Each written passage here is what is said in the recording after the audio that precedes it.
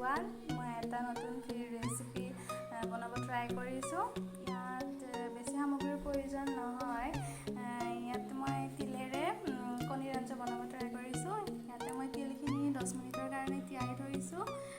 আমাৰ ঘৰত যিহেতু 3টা বৰ্তমান মানুহ আছে, তাত 3টা কণী লৈছোঁ, এটা সৰু চাই নহৰু লৈছোঁ, তাক ধুনীয়াকৈ চাফা কৰি, আৰু আমি যিহেতু জ্বলা অলপ বেছিকৈ খাওঁ তো লৈছোঁ 5টা জ্বলা আৰু এটা মিডিয়াম চাইজৰ পিঁয়াজ কাটি লৈছোঁ।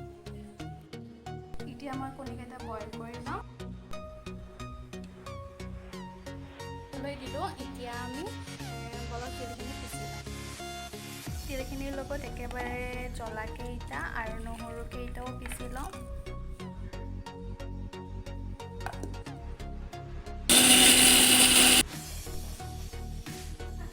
ইয়াতে বেছি তেল নালাগে, এইটা ভাজি লওঁ।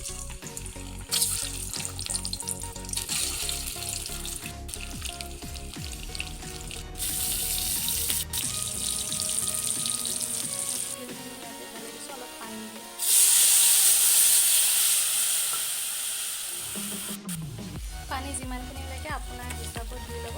আমাৰ সোৱাদ অনুসৰি নিমখ আৰু হালধি বেছি দিব নালাগে, অলপমান দিলে হৈ যাব। ইয়াতে এতিয়া ভাজি থোৱা কণীকেইটা দিব লাগে। অলপমান লৰাই দিছোঁ।